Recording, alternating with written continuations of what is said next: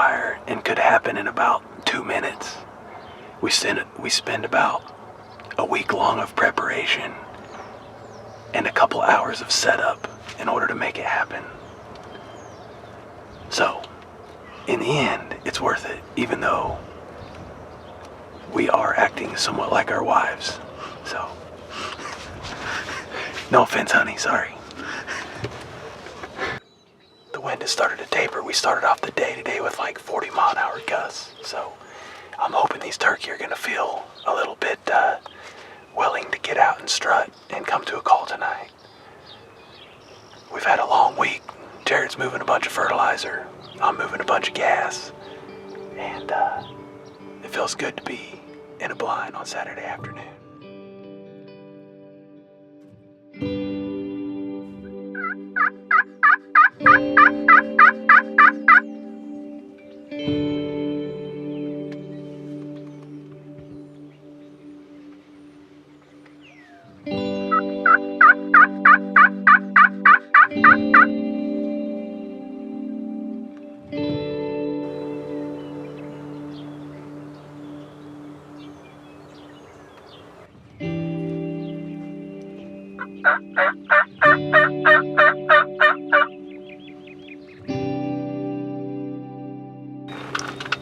Well, it turns out we have, I think, the same flock from last night coming in, sneaking in behind us. Again, I told Jarrod coming in here, never know where they're going to come from. We know we heard some turkey down on this little bottom. I think they're still talking, but we got some hens and a tom coming in behind us. No footage, but he just gobbled. They're probably going to flank around the blind here, and it's going to happen fast, so not much A-roll.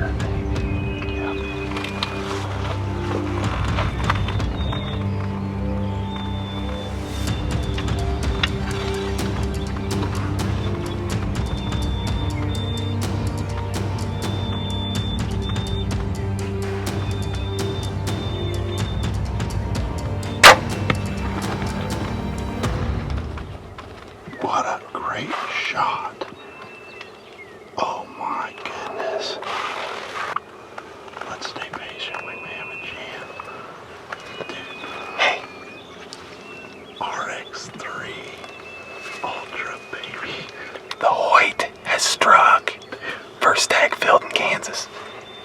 What a shot. 34 yards, I'm telling you. This was a weird night. These turkey came in from behind us. They came around the blind at like 5 steps. I was trying to position for a shot, but didn't want to move too much. This Tom came inside out, flew up in a tree because he was at like 5 feet. The hens settled into the decoys. He flew back down to about 45, came back to 35. The Hoyt and the Grim Reaper and the Victory Fab smoked this dude. 34 yards with a big old Grim Reaper, man. Whew. Pinwheeled him.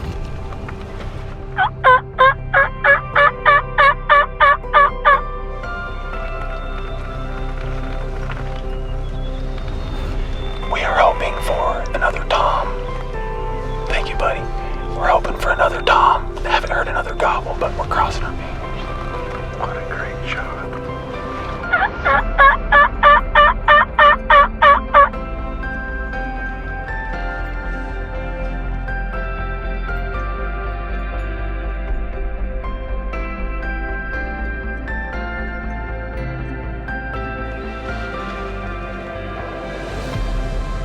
Well, the adrenaline dump was extreme. Now I'm shaking. As these hens work off, we've tried to throw out some more hen calls in hopes that we heard another gobble. Jarrod's still got a tag in his pocket. But with no other gobblers, we're gonna get out and get some photos before it gets dark. Absolutely awesome evening. Played the script exactly like I hoped.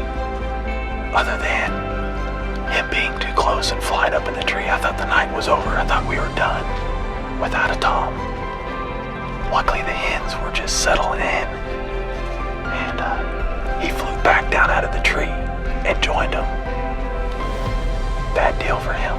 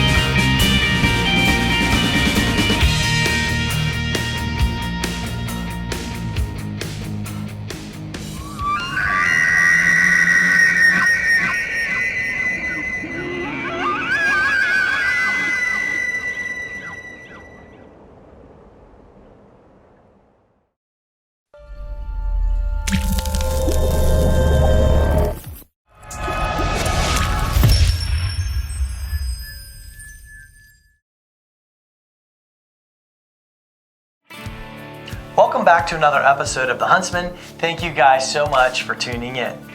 One of the greatest benefits of this show for me has been the opportunity to interact with fellow filmmakers, being able to see them apply their craft or field questions from them. In that vein, one of the biggest questions we get asked the most often is what frames per second do you guys shoot in? What FPS should I shoot in? The honest truth is it all depends on what you're trying to accomplish. For us, as a team, we all decided we wanted to put greater emphasis on the cinematic aspect of filming, which lent itself to 24 frames per second. Take that opening sequence, which I thoroughly enjoyed. We shot that in 24 frames per second in the field, as well as produced it back in the studio at 24 frames per second. That kept it very consistent and gave us the feel that we wanted. Add in some music, add in some wind and some other sound effects, and hopefully you get that big, broad, cinematic feeling that you would expect from the movie theaters.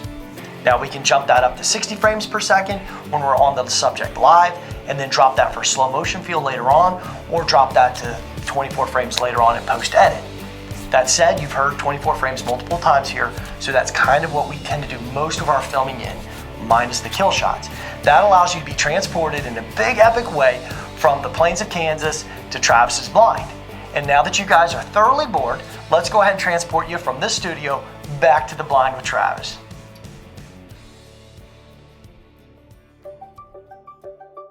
Alrighty, we are in. We just got set up, and in the process of getting set up, we heard some turkey just over the hill. They're out in the same spot they were last year. We heard a couple gobbles and some hens yelping out there. So we think that we're in the perfect position. We got the sun at our back. We're hoping they come through this little pinch point and come out into this little meadow right before roost time. Got a lot of cattle to the north, so I'm hoping it keeps the turkey to the south. They haven't been really bothered by cattle in the past, so it may not work, but with a few yelps, hopefully Kendra will get a shot. My beautiful lady is ready to hunt tonight. She's excited about being on camera. She told me.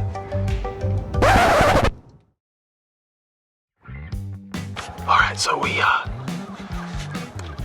had a fellow hunter walk in, and turns out it's Father Luke from town. And Father Luke has a 10-point crossbow, and he's looking to fill his tag as well. Opening day, Kansas opener, turkey season, and we have a bunch over our shoulder behind the blind. Father Luke is gonna give one the what for here in a minute. Kendra's up to bat second, so here we go. How far can you shoot with that? No breeze. Straight on 40 yards. Okay. That's about, I can do 45. That's about as far as I can get. But I'm head shooting, so I'm gonna shoot for the head. Okay. Do you melt and stuff too?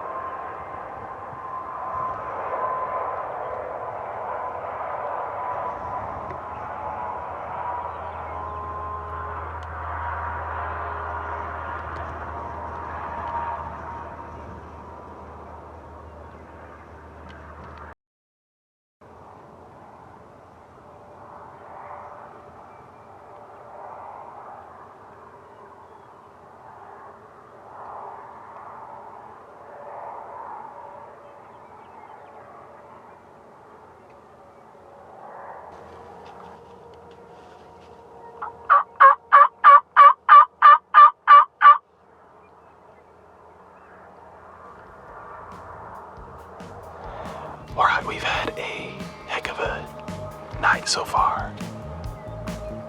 We had a Jake come in, and he's still gobbling behind us.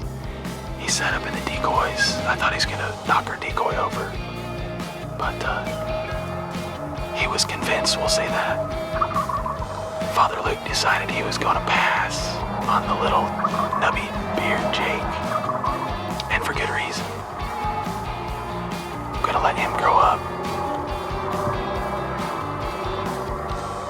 Got about an hour of shooting light left, and just over the hill we've got a big flock with about 3 or 4 strutters. We're hoping that they filter right by us coming to roost tonight. If so, we're gonna capitalize. We'll see what happens the rest of the night here.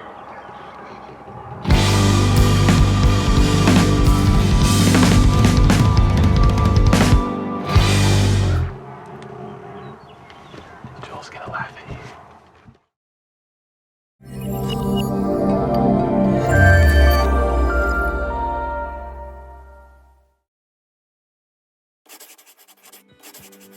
Hey guys, I just got a call from Travis, and he's got a turkey out in Kansas. I just got in Colorado.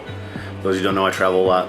I flew in last night at like 2 a.m., got a little bit of sleep, woke up this morning. Travis said, get out here. So I got my kid on the bus, jumping in the truck, driving out there.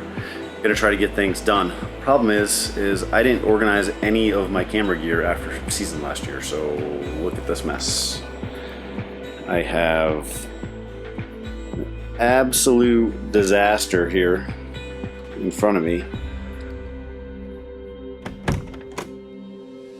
I'm ready to hit the road finally. It took a little longer than I thought to get my gear around. So coming out, get the truck loaded, we're ready to go. Unfortunately, I think I just forgot my car keys up in the house. So we're gonna see if we can make this work.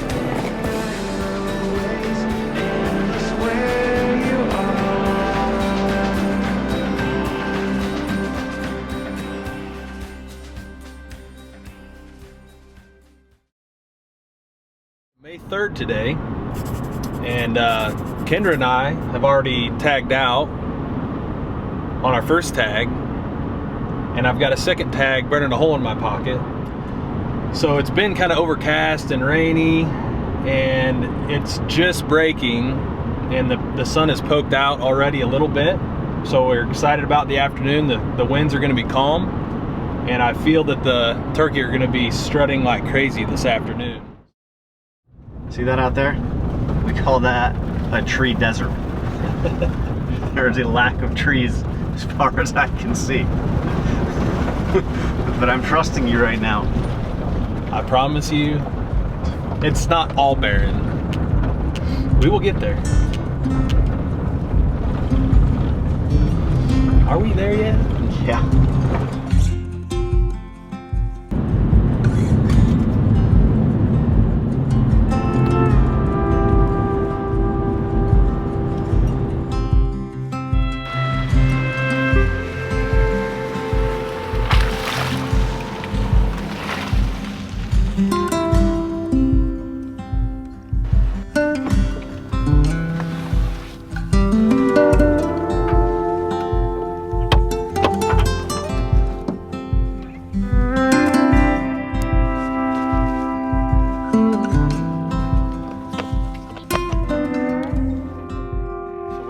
Joke, how much gear does it take to kill a turkey? And when you're stacking backpacks on blind bags and carrying in more gear and bows, and we wonder if we're sane or not. But when a big old monster gobbler comes in and puts on a display, it's all worth it. Come on.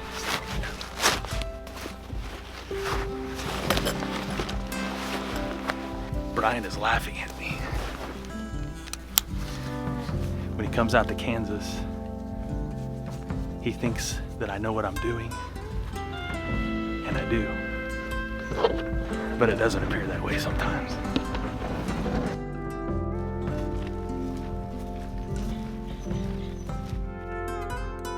There's kind of a pinch point. There's some trees that come near a fence, and these birds came up into these feed piles, and then they would kind of work out into this little open area through that little pinch point, and then kind of work off to our right here to roost. So I feel like we got a really good spot to kind of pinch them down into our lap, and I feel like it's just kind of a natural travel way for them. So we're gonna get set up.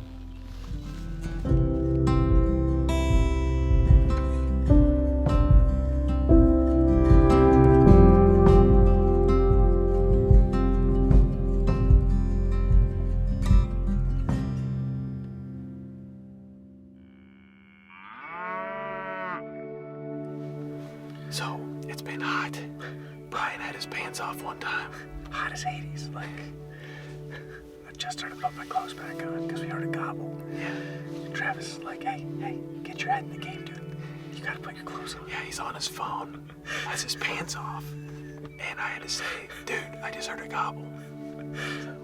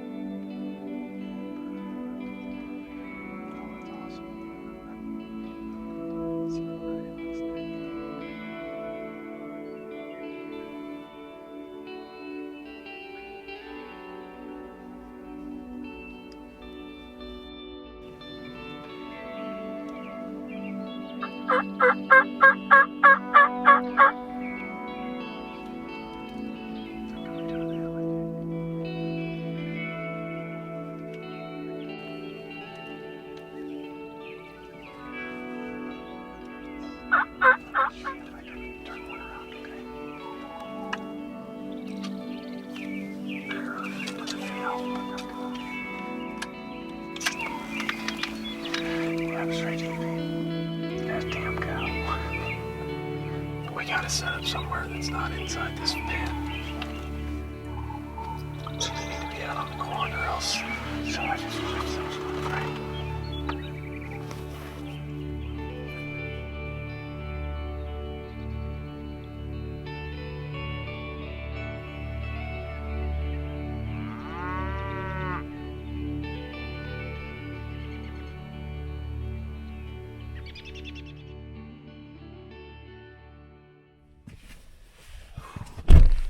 All right, well, night number 1 was not all a loss. We had a pretty eventful evening.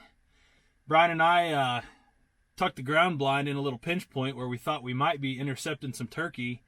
And sure enough, the turkey did come, but unfortunately we learned a lesson. And that is that cattle really love turkey decoys. So again, it was a pretty successful evening, even though we didn't bring a bird home. So tomorrow morning we'll be back at it. And crossing our fingers that we get something called in first thing in the morning.